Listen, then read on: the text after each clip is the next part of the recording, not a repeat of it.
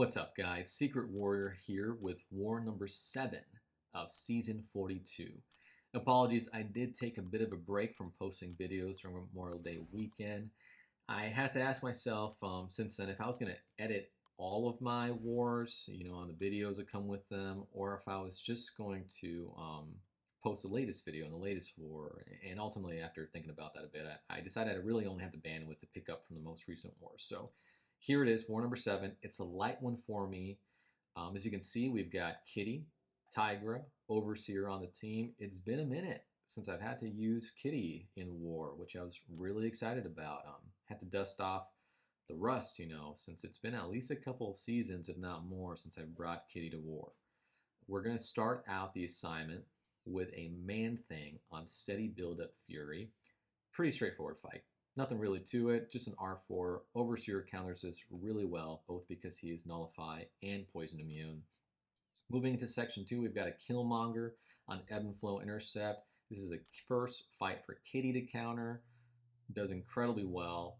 Next up, we've got a R5 America Chavez on Ebb and Flow Intercept. If you've seen some of my previous vids, you've probably seen I typically counter this with Overseer.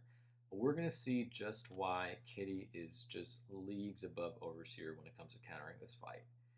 And we're going to finish off the war with a tanky R5 Rintrah on Ebb and Flow Intercept shared node. I've taken this before here. Does not go according to plan this war. Let's go just right into the first fight. Man-Thing, steady build-up. Mentioned just a moment ago, Nullify and Poison Immune, Overseer, which is typically something you really got to keep in mind when countering Man-Thing, because Nullify ability in his kit really powerful, and of course he's got the ability to apply those poisons as part of the pastules, if I remember correctly, in his kit. So just gonna boost up here for war real quick to get it going here. As you can see, if you did see, my gray boosts are running on low here, so I'm starting to conserve as much as possible to close out the season. But I will make a mistake, not early on, but maybe midway through this fight, and getting hit by an unstoppable heavy, which I just went over my head, completely forgot that he even has the ability to do that. But let's go ahead and start this fight by punishing with a heavy, inflicting that taunt. It's going to be a little bit of dancing around to start this fight with. Let's throw another heavy here. He's playing a little bit passive here. Like, I'm just trying to get him to throw that special one here, which I'm pretty comfortable dexing. Let's throw another heavy here. As is typical with most rotations with Overseer, certainly not all of them, but many of them, I'm just trying to max out my Gamma charges, and right there, as you can see, I eat that heavy because he went unstoppable. Trying to max out my Gamma charges, which I do right there. I'm at 6. I'm going to try and get to that special 3 here and throw that one I feel is pretty safe. Let's throw another heavy there. I think I'm just going to wait right here, just short of SP3. He's got little to no power banked, and let's go. Going to go straight into Cosmic Mode rotation, and you'll see here in just a few moments that he's going to go down quick. We'll dex this SP1 first, but let's just spam light attacks, and you'll see, I mean, we went from basically 75% health, if not more, to 25, and right there, fight's over. Next up, we've got that Killmonger and Ebb and Flow Intercept. I did practice outside of war to make sure, that I dusted off my Kitty play. It's been a minute since I've had to use her. I just really enjoy her, so much so that she might end up being my first mutant R5. It'll probably be the last class that I get an R5 in. But that being said, I think this war just really kind of cements that for me if and when the time comes here, maybe July 4. But my goal going into this fight is to basically stay above 10 prowess the whole time. And I may have mentioned earlier, our synergy with Tigra will allow us to be unblockable when phasing with 10 prowess. So for me, it's just really about being in control of this fight most of the time, which I believe being above 10 prowess will allow me to do that. As you can tell, we're not taking any reverb damage from Killmonger since Kitty takes no damage from any source while phasing. That's why that Sig 1 is so powerful. I see sometimes the question of, is she worth a generic gem, a mutant gem? And the answer for me is absolutely she is. She's one of those few champs that is absolutely worth a generic gem.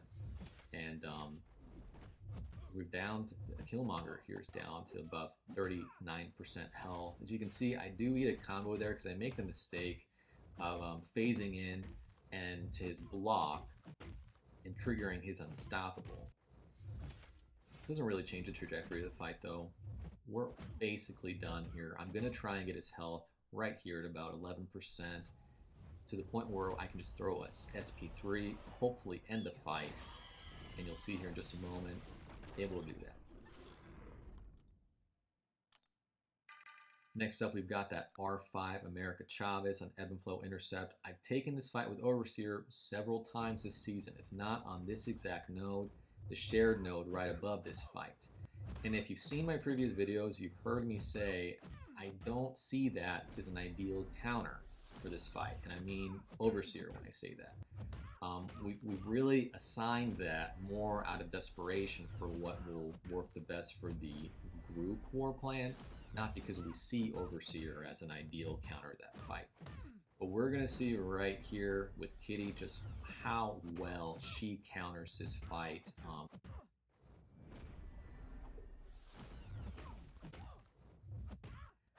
I do want to highlight there's probably a faster way to do this fight. Especially, maybe while phasing in to her specials, allowing that miss, damage to apply. But I pretty much went into this fight with the same strategy as I did the Killmonger fight, which is to stay above 10 prowess the entire time. Stay in control of the fight the entire time for the duration of the fight. I went for safety versus speed here. And you'll see here I've taken little to no damage the entire fight. I'm trying to avoid, getting too much of my prowess consumed while phasing in. And right here we've got her 8% health, excuse me. And we're going to end the fight right at this point. Rinsed. Love it. Probably one of the few times I've rinsed a Chavez all season.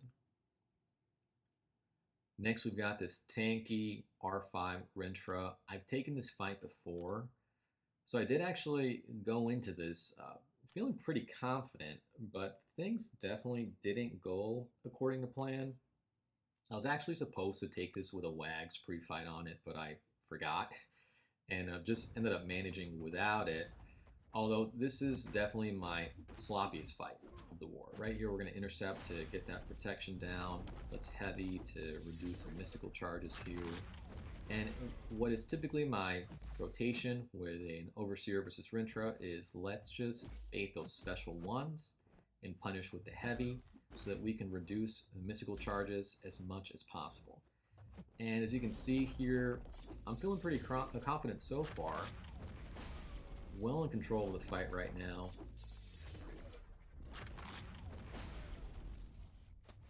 Let's punish again with that heavy. Sometimes you can get Rintrah to just start spamming those SP1s since my heavy actually inflicts a taunt debuff as well. Feeling a little stingy here. Throws SP1 finally. Getting pretty close to max gamma charges. And we're getting pretty close to the point where I'm going to dash in for an intercept. And boom, right there. Gets parried. Pretty close. These defenders are going to be dexing us, I swear. So I did eat a combo right there.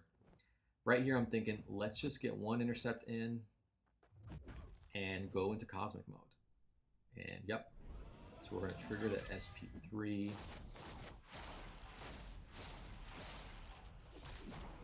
So right now I'm thinking I want to end this fight as soon as possible, right? Let's just spam light attacks, get this done. But a few things are going to complicate that. And starting with this, of course, got to bait that special, get it down.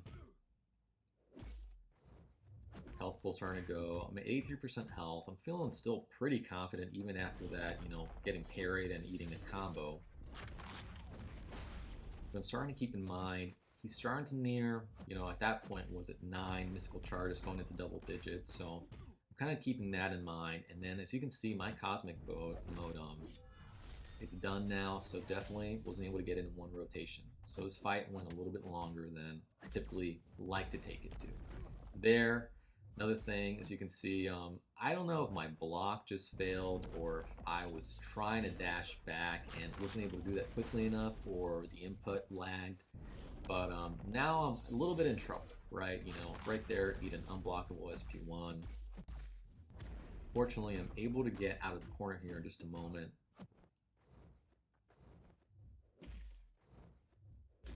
I'm going to try and bait this special 2. He's nearing double-digit mystical charges again, so I'm being real careful. Right there, in retrospect, I probably should not have done it, but I was a little desperate to get his mystical charges down. Able to intercept. Let's throw one more SP3. And fortunately, we're able to end the fight right here. Unfortunately, we do lose this war. GG's to Ja. Well played. War was over at 4-4 because we had lost on time, but final score was 4-6. Shout out to our MVPs as always. Well done, gents. That is all for now. Thanks for watching.